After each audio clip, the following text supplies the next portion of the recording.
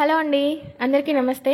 ఈ శివరాత్రికి ఆ శివయ్యకి ఎంతగానో ఇష్టమైన పువ్వులను పెట్టి తొందరగా శివయ్య అనుగ్రహాన్ని పొందండి. అలాగే అస్సలు శివ పూజలో వాడని 2 రకాల పువ్వులను ఎట్టి పరిస్థితిలోనూ పెట్టకండి. అవి సంపంగి పూలు, అలాగే మొగలి పూలు. ఈ రెండింటిని శివ పూజలో వాడకూడదు. మారేడు దళాలంటే శివయ్యకు చాలా ఇష్టం. శనివారం కానీ బుధవారం కానీ మారేడు దళాలు కోయాలి. ఈ సృష్టిలో ఉన్న పువ్వులన్నీ శివ పూజకు యూజ్ చేయొచ్చండి. ఇక నాగలింగ పుష్పం ఉంది కదా, ఇది అచ్చం శివ పుష్పం లాగే ఉంటుంది. మధ్యలో శివుడు ఉండి పైనుంచి పాము పడగ విప్పినట్టుగా కనిపిస్తుంది. దొరికితే కనీసం ఒక్క పువ్వైనా ఈ రోజు ఆ శివయ్యకు సమర్పించండి. ఈ తుమ్మి పువ్వులంటే కూడా శివయ్యకు చాలా ఇష్టం. పాదం ఆకారంలో ఉండే ఈ తుమ్మి పూలకు శివయ్య తలపైన ఉండాలనేది ఆ పూలకున్న వరం అన్నమాట.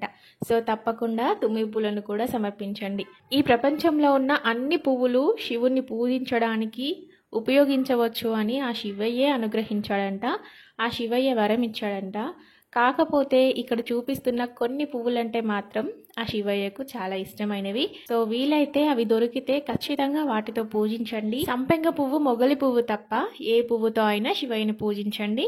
ఆ రెండింటికి మాత్రం లింగోద్భవ టైం అప్పుడు అబద్ధం చెప్పినందుకు నా పూజలో వాటిని వాడకూడదు అని వాటికి శాపాన్ని విధించాడు శివయ్య. అందుకోసమే వాటిని వాడొద్దు.